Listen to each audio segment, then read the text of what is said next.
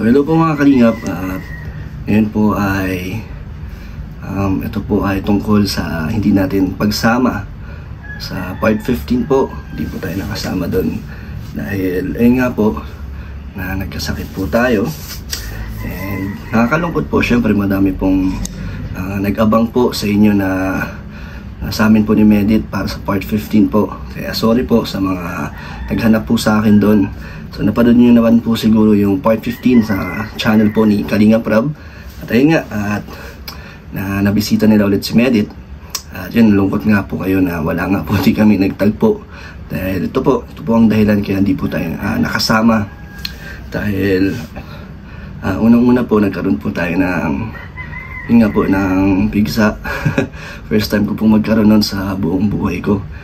At ayun, pero kinagabihan po kasi nun bago sila pumunta ng Naga, nag-message po kay Kalinga Prab na susubukan ko kung pagising ko is kayanin na po, kakayanin ko, sasama tayo. Kaso yun nga, pagising ko mas bumigat ang ating pakiramdam, mas masama na medyo naglagnat din po tayo. And then nadagdagan nga po ng ng isa pang sakit na namaga ang ating kaliwang kamay. Ayan po, medyo malaki nga po ngayon yung maga. Kaliwete pa naman po tayo, kaya mas nahirapan po ang kumilos. At ngayon po, nakapag-check up naman na po tayo. Ngayon na po tayo naka-check up kasi ngayon lang po natin kinayang lumabas. Kaya ayun naman po, ang resulta naman po na lumabas.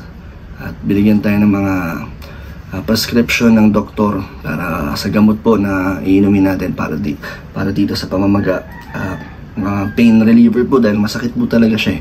Konting galaw lang, di po natin ma-open close. Talagang kailangan din ingatan po dahil baka lalong mamaga. So ngayon, nabigyan tayo ng antibiotics po at syempre sa pamamaga. Kaya sana, hopefully, mga sumunod na araw ay unti-unti na pong gumaling. And yun ngayon sa pigsa natin, di ko po din alam kung saan nakuha. Pag po kasi to, pag uwi namin galing Palawan, parang doon ko naramdaman na medyo masakit yung likod ko. Di ko rin kasi alam kung akala ko nung una parang may tigyawat lang yata or something na kinakapak ko kasi hindi ko naman po makikita hanggang sa habang tumatagal sumasakit sobra. Kaya ayun, napag-isip-isip ko baka pigsa nga po. Buti nga po hindi naman po siya sa bandang sa bandang baba kasi lang, lower back lang po ito, parang bandang bewang. Dahil kung sa po ito, bandang baba, mahirap po yun na umupo, talagang masakit po yun, lalo na pag nakahiga. Ngayon nga po yung sa likod ko, noong mga unang araw talagang sobrang sakit niya. Kahit na pag nakasandal lang po or madikitan, ang sakit na kagad, ang hirap din pong bumangon, talagang masakit po Ganun pala ang feeling pag nagkaroon ka ng ganun. Sumabay pa po yung kamay natin, talagang mas nahirapan, nagdoble po yung nararamdaman natin. Pero naman, kayang-kaya naman po. And ayun na, gumaling naman, gumanda yung pakiramdam natin, kaya nag-check up po tayo kanina. At ito, yung resulta naman po ng doktor sa atin. Kaso yun nga, sa findings ng doktor, nagpa-laboratory din tayo at x-ray para malaman kung may fracture ba yung ating kamay, kung saan ba natin ito nakuha. Tapos nagpa-lab test din tayo, baka kasi sa dugo or uric acid daw po. Nakakatakot naman po kung uric acid kasi baka bumalik-balik din to pag tagal dahil nakukuha tayo sa mga kinakain tulad ng mga laman loob, mga seafoods. Yun po yung sabi ng doktor na pwedeng maging sanhi ng pagmamaga kasi hindi naman po tayo nadapa or nabalian, o hindi naman din po sa pag-gym, hindi naman natin nakuha to doon kasi hindi naman tayo nagkamali ng pagbuhat. Kaya niisip ko rin po kung paano to nakuha kasi po tayo, kinagabihan pa lang po, parang unti-unti ko nararamdaman na sumasakit po siya hanggang sa tumagal po, hindi ko na magalaw, hindi na po masakit na po kahit na itaas lang po ng konti. Talagang ramdam mo yung sakit. And then hanggang sa kinabukasan nga, yung pagpunta na ng Naga, hindi na talaga kaya. Kaya sorry po sa mga nag-abang sa amin ni Medit na magkita ulit, sa mga nagantay po ng napakatagal, halos isang linggo rin po mahigit na di po kami nakapag-vlog. Marami pong nag-abang. Kaya pasensya na po kung sa part 15 ay hindi nyo po kami nakita. Ayan yan, kay Medit, pasensya na rin na hindi po siya napuntahan. Pero alam ko naman na maintindihan ni Medit yun. At yun, napakaganda po ng mga kasagutan ni Medit sa mga tanong ni Kalinga Prab sa Kalamansi Challenge. Grabe, nakakatawa po. Kaya at least kahit pa paano po ay napasaya po kayo na wala po yung yung inip nyo sa aming love team ni Medit. So eto mga Kalinga pa ay kanina talagang pinilit natin magpa-check up para makainom na tayo ng gamot. Kasi baka kung patagalin ko pa, lalong lumala or hindi siya gumaling, baka mas may infect ang ating kamay at pati yung pigsa sa loob. And buti na lang po nung na-check ng doktor ay na daw, okay na yung sugat natin sa likod. Kailangan na lang pagalingin. And yun, nagtitake tayo ng ng antibiotic para matuluyan na pong gumaling. Lumabas na po yung mga dumi na mga na-infect sa loob ng katawan natin. Ito po yung mga gamot natin. Marami po tayong mga kailangan inumin dito. Meron po tayong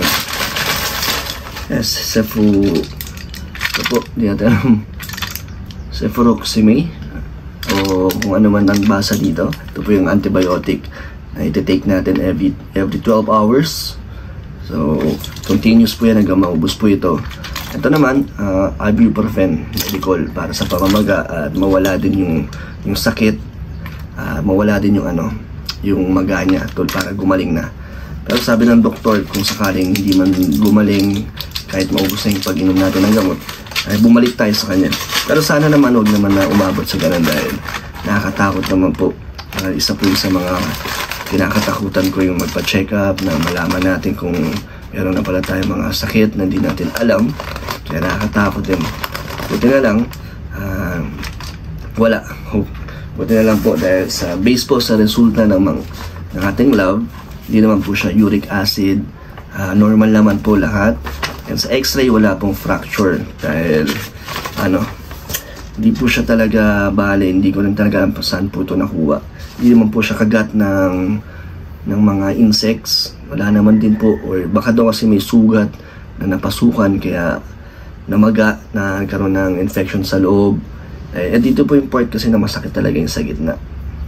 Pero ito, at least may gamot na po tayo at gagaling na tayo. Grabe, salamat po sa nagbigay po na pagkain na nalaman niya na meron nga tayong sakit. Nagbigay po agad siya ng nagpadala po ng pagkain. Hindi po siya taga dito sa diet, pero ayun, sa kanyang pagmamahal sa atin, padala siya. Grabe, nagpa-deliver po. Thank you so much po sa iyo, sa anonymous na po na nagbigay na ito. Nagbigay po siya ng Greenwich. Grabe, dami na pong binigay sa atin, no? Akala niya po kasi nandito si Kuya Jomar, kaya para sa amin dalawa sana to. Kaso ako lang po ang nandito dahil umuwi po ng Naga si Kuya Jomar kasamang kanyang pamilya po na alam ko po is ititreat niya po ang kanyang family. So sabi ko po sa nagpadala po na ito, hindi na po kasi maka-cancel yung order. Kung sakali, kung payag siya, bigyan ko rin po yung caretaker dito, yung babantay sa ating apartment. Ayun, okay naman daw po kaysa masayang naman. So hatian na lang natin po sila para mabigyan din po, para hindi po masayang ang pagkain kasi hindi ko naman to mauubos lahat po. Napakadami po niyan. Kaya salamat po sa inyo, ma'am, sa inyong binigay po para sa akin, para sa amin ni Kuya Jomar. Thank you sa pagkain po. Kahit na malayo po kayo ay nagpadala po kayo, na nag-alala po kayo. Salamat po sa inyo. Ayun, sa part 15 talagang gustuin ko man po talaga sumama. Kaso bakit naman po kung pipilitin natin, baka makita nyo rin po sa vlog, hindi nyo rin po magustuhan, diba? Kasi iba yung energy natin, iba yung ipakita natin doon. So dapat magaling na po tayo para mabalik po yung saya nyo, yung kilig sa mga pag-uusap namin ni Medit. Kaya sana sa part 16 po ay nandun na po tayo. Pero ayun, salamat pa rin po sa suporta nyo.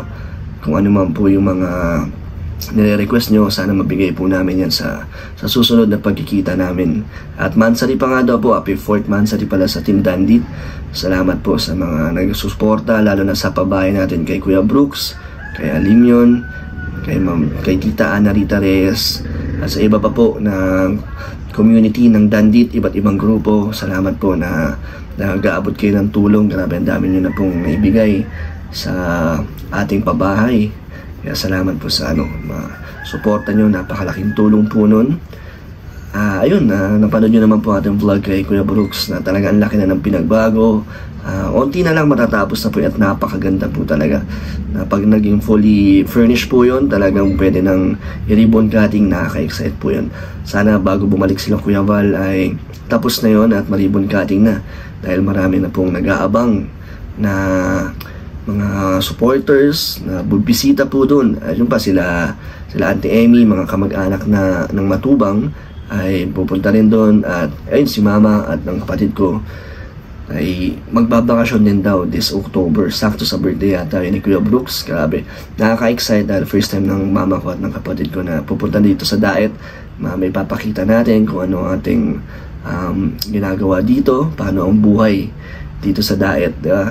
Kaya excited din po ako doon na may tour sila, mapakita kung ano yung mga magagandang lugar dito sa sa Daet, or may pasyal pa natin kundi lang sila buong Cam Norte, di ba po? At sana yun nga, masulit ang pagbisita nila. So hopefully nga po mga kalingap, tuluyan na po tayong gumaling, para hindi natin alam kung kailan tayo babalik para sa part 16. So basta abangan nyo lang po mga kalingap. Alam nyo naman na hindi po kayo bibigoyin ni Kalingap Rob. Siyempre ako din po sa mga nagsusuporta at nagmamahal sa ating love team. Abangan nyo lang po. Ayun, nahirap nga pong gumalaw ngayon dahil kaliwete tayo. Kaya nahirapan tayong kumilos ngayon. Nasanay po tayo siyempre sa kaliwa. Sa lahat ng bagay, nahirapan tayong kumain. Ayoko nang pong pwersahin to kasi lalo siyang mamamaga. Talagang, hindi rin po talaga makapwersa. Wala pong pwersa ngayon na masakit talaga. Hindi nga rin po tayo makapag-drive. Wala tayong mapuntahan ngayon. Kaya hindi ko pa mabalikan ang ating mga beneficiary. Pero gusto ko na pong balikan yun. Sila Dana, si Joanna po. Dahil magpapasukan na rin silang July. Kailangan natin mabigyan ng mga school supplies. Ang anak nila ni Kuya JR. Iba pa po natin mga beneficiaries dyan. Si Diane, yan, meron din po tayong iaabot na tulong. Siyempre, patuloy naman po natin binavlog at binibigyan ng suporta si Diane, si Dana, at iba pa po natin beneficiary tulad ng bago natin na vlog, ang scout ni Kapromdi, si Kim, ang barbecue girl. Yun talaga, babalikan po natin talaga yan dahil gusto ko pong matulungan yun dahil deserve po nila. Lalo na po na hanggang August na lang po sila doon sa kanilang tinutuluyan. Sana makatulong po tayo na makapagbigay po para kahit konti lang po sa kanilang lilipatan. Sa ngayon, di natin kaya pagsabay-sabayan po ang pabahay dahil naman po isa-isa lang po kaya natin. Ngayon kay Kuya Brooks, pag natapos po yun, sana makaipon agad, masimulan natin ang sunod natin project, yung kay Dayan syempre. Pero paghahandaan pa po natin yan, and tutulong tayo syempre na sa mga bagay na pang suporta sa mga iba't iba nating beneficiaries.